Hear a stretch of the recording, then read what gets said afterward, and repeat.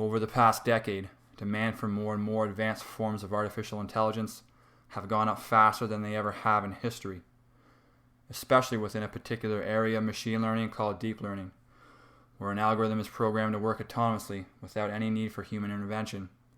We have been accomplishing a lot in a very short amount of time because of it. However, along with that incredible potential comes an equal and opposite risk for disaster. If we want to avoid the inevitable problem of technological unemployment, we need to formulate an open dialogue in order to better channel the impending momentum. Otherwise, suspicion of big tech may continue to widen the already gaping divide within our society.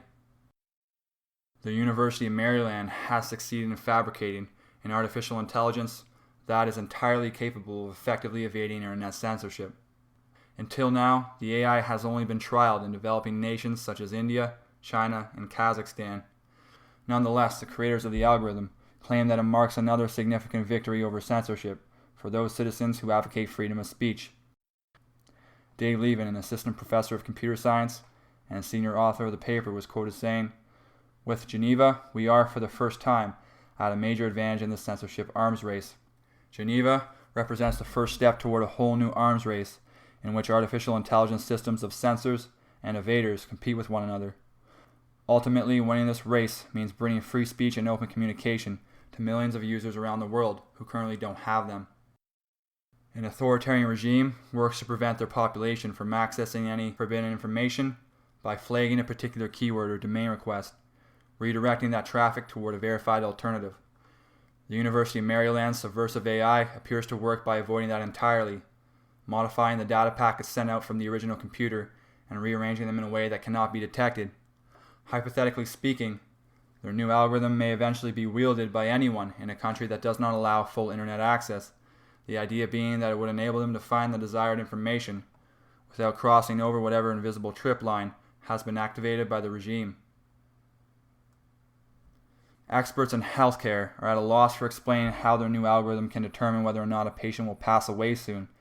After providing the deep learning neural network many sets of data containing cardiovascular information, like ECG, it was able to figure out who was going to pass away with much greater accuracy than a medical professional. The newly found ability brings to the foreground a very real and serious conversation that needs to be had about the role of AI in healthcare. For example, how do you inform a patient that they are going to die soon without knowing exactly when or why it'll happen? It isn't hard to imagine how that would lead to an unnecessary amount of anxiety on their part.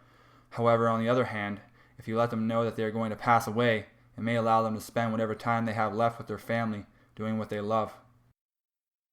The rules of quantum mechanics seem to defy common sense in many ways that are counterintuitive. However, on the larger evolutionary scale, it is quite logical. Human beings have a limited amount of memory that nature has specifically reserved for more immediate matters of procreation and survival. Therefore, we are relatively limited in our ability to comprehend what is not a part of our everyday life. However, artificial intelligence simply does not have that same instinctual boundary. Therefore, it can be programmed in ways that work out the more unfathomable aspects of our reality.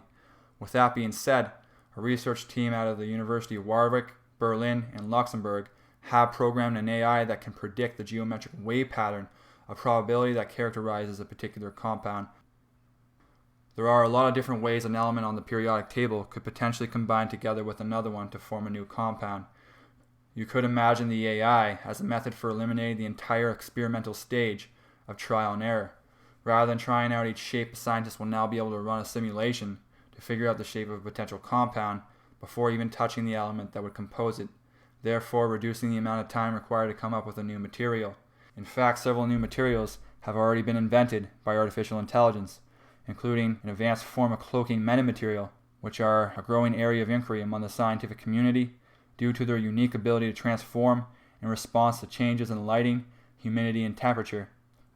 At a more esoteric level, quantum computers are already capable of using the quantum realm to perform a calculation that would remain otherwise impossible for an analog computer, at least so Google claims, and that is not without controversy.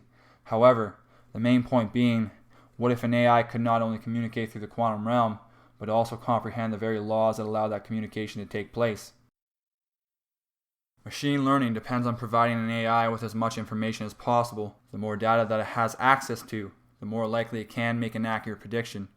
You could imagine that as a form of progressive triangulation, When the AI is going through the information, it is also making note of every correlation that it finds and representing them as a grid of interconnecting nodes within an artificial neural network. Of course, all that processing power does not come without a price. The more quickly an algorithm can sort through the data, the more energy it will inevitably consume. Unfortunately, that fact is still largely overlooked by the community of advocates that support artificial intelligence. Furthermore, the power required for standard operation appears to be rising 7 times faster than it had before, a byproduct of what they call Moore's Law, which assumes that the potential for computation will double each year. However, to be fair, it is possible that the AI will end up solving the problem it created to begin with, especially if we direct that processing power toward the optimization of renewable forms of energy. For example, an algorithm has already formulated a better way to concentrate solar power, and the result will likely end up replacing industrial furnaces that melt concrete and other construction materials.